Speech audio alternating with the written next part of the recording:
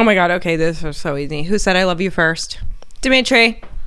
I follow you. Deep sea, baby. What? Yeah. Wait, what are you actually talking about? It's story time. Welcome to Seriously Selfish. I'm your host, Amanda Talajan.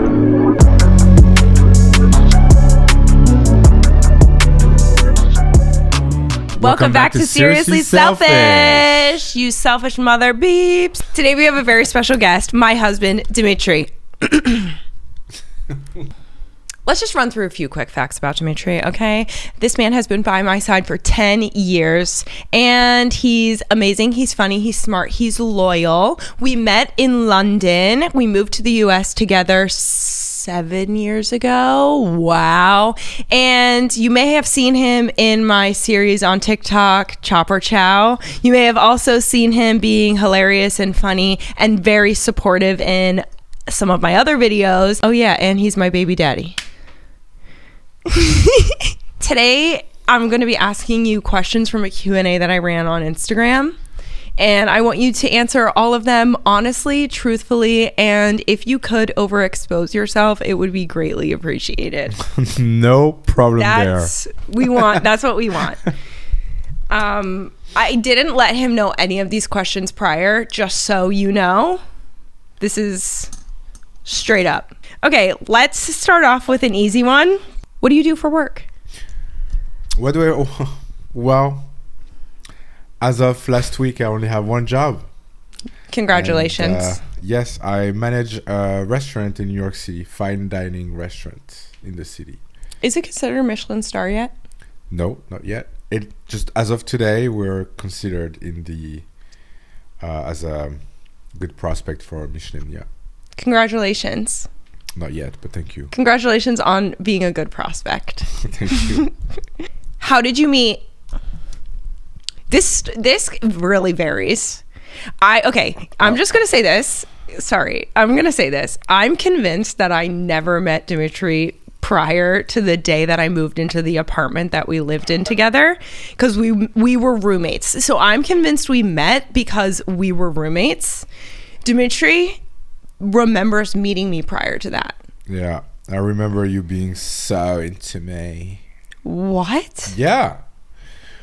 Wait, what are you actually talking about? It's story time. Oh my. Wait, what the hell are you talking about? I came back from Mykonos. I was all tan with a long beard and a leather jacket. Gag. It was rainy outside London streets, Notting Hill. We had a dinner with the LVK boys. And here you were. And I was the newcomer, the fresh blood in the crew. And you were wearing this disgusting hat that you probably bought at Zara. I'm screaming. That was not from Zara. It was from a market. I got it and I thought it was so chic. I was like, this hat is so chic. I loved it. Loved it. That is so American. This hat makes me look so chic. I literally remember putting it on when I got it, and I was like, "This hat makes me look so chic." Yeah, no, it didn't. Nothing is chic to the French. But I mean, there was something very attractive to you. Like, your energy was already very big, I thought, and you were not just like a girl that was around. You were really like. You were really with the homies at the time. Like there was your homies. I was busy. I was like, who's that girl who like is not, flirting with any of these boys? She's good looking, but like she's like they consider her like part of the crew. I guess the romantic version of that is that we met when a girl knocked at my door, and I was so high and hungover. In my wife beater, and I opened the door and this girl's here. She's like, "Hey, I'm here to view the flat." And I was like, "Come in." It's true. And she never left. Yep. Never left. We've lived together ever since. We did. Ever since. How old were we? I was 23. And I was 75. That's not true.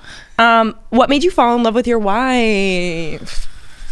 Oh my God. La la la la la la la. What was it? One thing. Just one thing. One thing is no. It's multi-dimensional with Amanda. Here we go.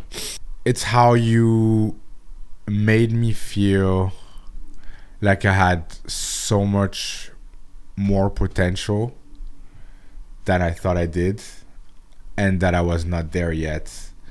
But you were also the only person to show me where to go. And who you were was just a person that was always down for everything. And although you think you're not, I think you were always very opinionated, but never said unless asked. And I found that so admirable, so pleasant to be around. Like, you would never say anything, but if we asked you, like, what do you think of that? You will always have something to say. Always backed by research, always like very logical, very non-emotional, you know, like just super, and like very, you had so much taste, so much elegance, even at the time. Like, you were just, it's true, like, you know, you were that young, like, kind of girl, but also like so much elegance in you. And just to summarize, like, you were always elevating me. You were always helping me out from the get-go. Like, I remember the first thing I said to you, like, because I was trying to break the ice, and you were a model, and I was trying to kind of get into my modeling career. And I said to you, hey, I'm trying to take some picture for this thing. And you were like, right away, like, dropped everything you did. You're so down to help me. And then I think, you know, like, you were so funny. You still are, by the way. The funniest. You're the funniest person that I've ever met. What? I appreciate that, because I do think I'm fucking hilarious. You are fucking hilarious. Wow, I'm so hyped right now. You are? Oh my God, it's true, because you haven't been drinking caffeine. Oh my God, okay, this is so easy. Who said I love you first? Dimitri. Dimitri said he loved me. He said he loved me before we were even boyfriend and girlfriend. That's how you asked me to be your girlfriend, by saying that you loved me. It was me. Correct. And it was not reciprocated. It wasn't. I said, can I please tell you when I actually feel the same way? And he said, sure. And he patiently waited. And then I told you like 2 or 3 months later. Yep. That's what happened. That's extremely indicative of our relationship too. It is. It's very much so. Dimitri's always... I follow you. Deep sea, baby. It's true. It's really true. Dimitri's always been so sure, which this is going to sound bad, but like, I have always said, even in my youth, when I was dating a whole bunch of dickweeds, I used to be like, I want a guy who loves me more. And you can take that however you want. I don't give a shit. I stand by this. I feel like when the guy loves the girl more, because women are more maternal, it creates for a more evenness of a more even exchange of love. And so that was also one of the criteria I was looking for, was someone who I felt was so certain. And that was something for me where I was like, he is so certain. And I really enjoyed that, because it allowed me the freedom to figure out how I felt, but also know that you weren't going to go anywhere. And that was great. I loved that.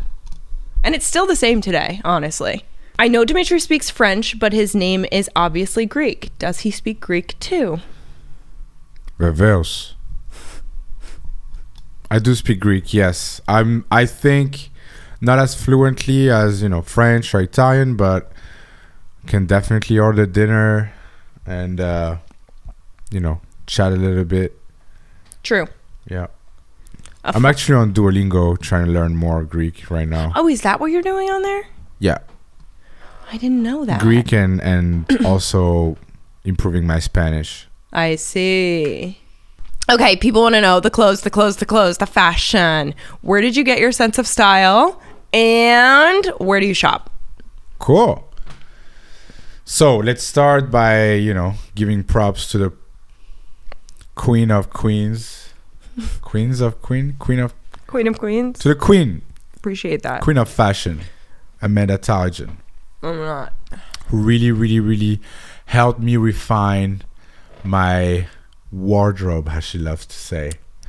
But I would say it started from, just kind of being uncomfortable at school, like not being able to dress the way I wanted in the settings that I was, whether it was, how I grew up, not having much money, but also being in a place where people always dressed exactly the same. Everyone, like, if you dress a little bit different, like, you were picked apart right away. And my mom kind of, she taught me some really good basics about fashion. Like, it's all in the accessories. Don't wear white socks with a black suit or like things like that. And then I think I really, really, really got interested in fashion first when I started making a little bit of money, but also when we went to Japan. And you are actually the only one who was like, hey, you should try this and this could be cool on you. I love dressing people. Yeah, Amanda is like, if you want to lose your money, just go to any store with Amanda. It's the truth. She'll find something for you. I was like, you need this, put this on, try this on, you'll love this. And he's always like, oh, I don't know. I'm like, just put it on, try. Okay. And I've stole so much of your shit too. That's true. You do steal my clothes. Because I do like oversized, and we share. We do share a lot of things. But where do you get your style inspo from? Old movies, 90s, 80s movies, big time. Don't we know it? You know that pair of Gucci sunglasses, the pair that I got like for $70, the two pair. I got it from a movie. I can't remember the name. I think it was Hurricane something, or it was Mickey Rourke and Sylvester Stallone in a movie, and Mickey Rourke was wearing those glasses, and I was like, wow, those are so fire. And then you went on eBay and found them. I was like trying to find the model, whatever. I did. And yeah, that's main inspiration is that. And then, I try to keep myself updated with, other website, Farfetch, Sense, whatever, that you recommended me. Gotta say that too. And kind of mix both. I think it's what gives me always something that even if I don't have much money or like I don't want to spend too much money on, anywhere I go, no matter how much who I'm talking with, everybody's like, what is that? Where did you find that? And so yeah, I shop a little bit of everywhere. Vintage, secondhand, big on secondhand. Yes. And new designers. We love to thrift. Hardest part about transitioning to being a dad? Honestly, I feel like I'm still in that transition right now. Don't you think it's a lifelong transition? Yeah, I mean, because you're always a first-time dad. I don't know if you'll relate to this, but I related to this so much when I heard it, and it said that like even when Jazz is 40, you're still gonna be a first-time dad. Like I'm still gonna be a first-time mom because it will be the first time you have a 40-year-old or whatever. So you always have to, like when you have a child, you're basically on this new journey of life where you are always adjusting to firsts. No, it's a very valid point. I think it's very true. Yeah, I think you'll always be transitioning, but like the first time, like, you have another being that you need to completely care for is like a huge shift. I don't think anything will be harder than that because it's really a part of you that just dies, like there is no more just thinking about you. It's your needs are not coming first. There is no room for you sleeping, past 9 p.m., past 8 p.m. even. Sleeping past 9 a.m. or 8 p.m. 8 a.m. He's tired. Celsius, come on. Kick. And it's just like everything, your whole focus shifts to this little guy. Your relationship changes. I would say also like your goals, your dreams, your relationship with work changes too. Like it's like instantly, and I mean, maybe it's just me, but like instantly you kind of become a little bit bigger than life, you know, in the sense of when I go to work, I know there's something more important than work. So I guess the biggest transition was learning how to make that shift and learning how to understand that I'm worth something other than just being a worker or a husband. Yeah. And understanding that I still have value. It's just a different one. Wow, that's really powerful to hear, like from a male perspective, I think, because like as women, I know I talk to a lot of women who feel that way, where you just kind of feel like you can never give 100% of yourself to anything outside of your child anymore, because that little part of your brain is always thinking about them. And I think there's a common conception that, I won't say misconception, because I think it could be true for some, but maybe not for others, but that men don't feel that way at all. And I think for us, it as women, because I think like it's the bodily experience you have, like being pregnant, having the child, that you feel like it's always a part of your body, you know, that's kind of outside your body. Yeah. Because of how much you've given to bring that child into the world. And so to hear you say that you have that same experience of just like your mind, like there's a percentage of your mind that is still always somewhere else, I think that's really interesting. But I do have to call you out for a second, because I think that that's something that's new for you. Because I remember when Jazz was just a few months old, where I would say to you, like, I never forget, like I can never just like forget that I'm a mom. It's like once I became a mom, always in my head I'm like, you're a mom, you're a mom, you're a mom. And you said like when you went back to work, there were times where you kind of could forget, or even when I was pregnant, where you were like, you could kind of like forget, you know, not purposeful. And I didn't take it bad at all. It was just kind of like for him, so it really didn't fully click in, I think, until later. Took some time. So I think that's part of the transition too, which is like the process of you connecting and really bonding to your fatherhood. I think that takes time, which is why I think sometimes where you are in your transition into fatherhood or parenthood is very different than for me. I do feel like it took some time for me. Like things needs to happen. Yeah. Trauma for a man needs to happen for them to realize, like for them to never forget, you know? Right. And I think it happened for me. There's a lot of things that happened within the first 5 months of his from him being born, where I was like, you know, it took a lot on me for me to survive after those 5 months. And after that, it was like, yeah, I'm a dad. Like there's no, I'm not going to the gym and forgetting that I have a kid. Right. I'm going to the gym and I know that after that I'm going to see my kid. So it's just the way it is. This leads me to another question, which is, how did you feel when I was experiencing PPD, and how did you show up and support me during that time? Yeah. Oh, well. It was the first time that I saw the strongest person I know at their weakest point. I've never seen you like this before. You were always been the one showing up for everyone. Always keeping it together.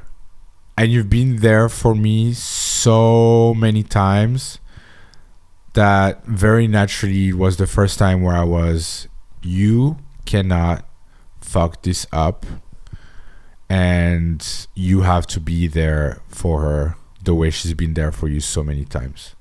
So now more than ever, forget about yourself, forget about what you're going through. This is not about you. This is all about Amanda, and you owe her that much. Was it hard on you? Honestly, no.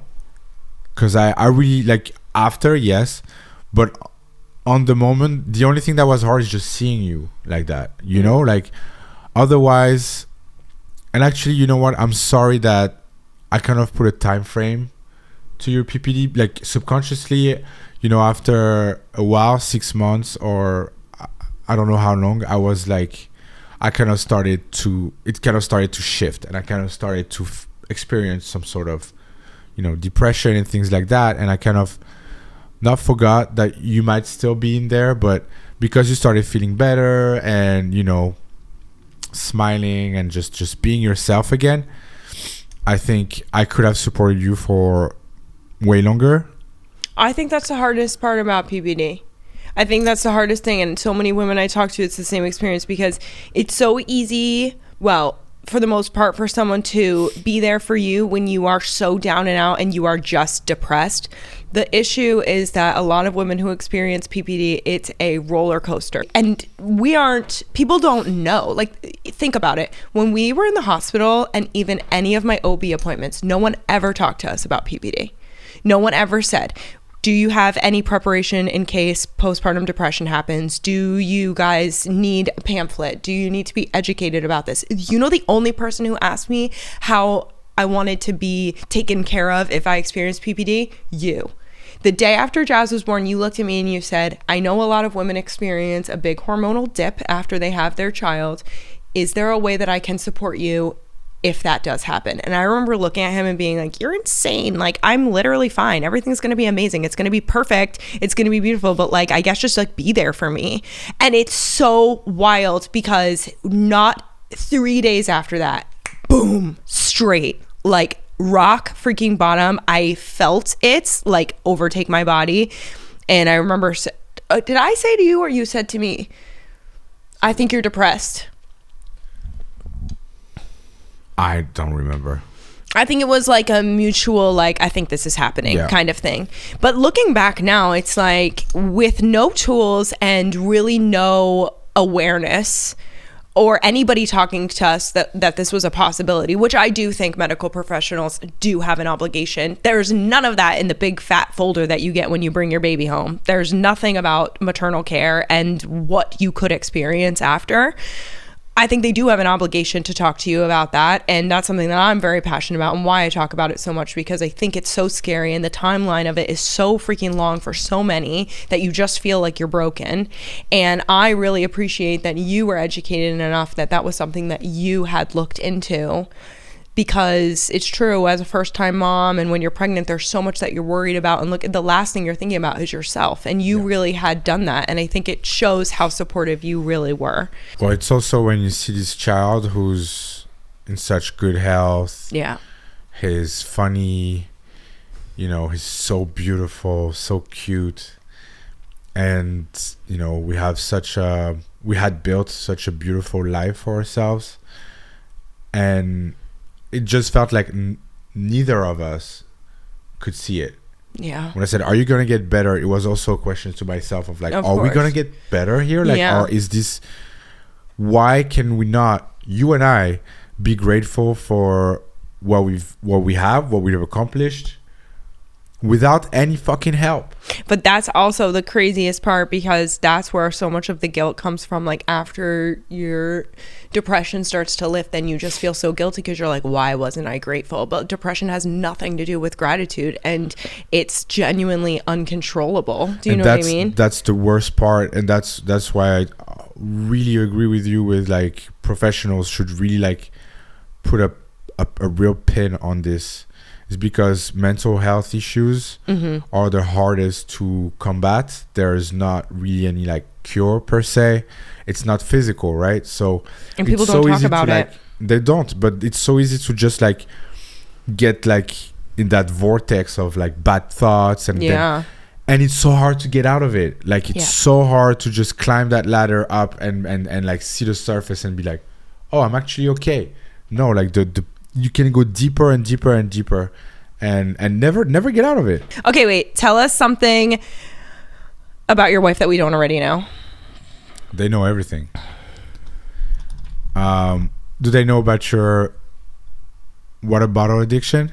I'm pretty sure I've shared that I'm pretty addicted to water bottles. Amanda collects water bottles. She always comes every 2 weeks. She's like, oh, you need to check out this new water bottle, and it does that, and the water's filtered, or the straw's that way so you don't choke, or like always something about a water bottle. I'm so embarrassed. That is so overexposure. Just saying. It's so true. Honestly, it stings because it's true. Probably they know this already, but it has to be stated here. Amanda is a fucking beast. She would work 8 hours a day, wake up in the morning at 4:30, go work out on a step climber. It doesn't matter what day, if it's raining, snowing, whatever. She is out there fucking killing it every single day. I appreciate that. It's true. Like, you're a big inspiration, and for me at least, like, you know, when I'm like, oh, I'm tired or whatever, and I see you like with a 5 kilo vest. Yeah, the 5 pound Gillette 15-pound weighted vest. The 15-pound weighted vest, going to the gym, and I'm like, ugh! Like, this has to be said. Amanda's super disciplined, real beast, and I think that's something nobody really knows about you but me and your family. It's true. I don't know. You know what? When I was like 12, I learned what HX core was, and my sister and I used to write HX core. Like, we want to be so hardcore, and I feel like that literally stuck with me.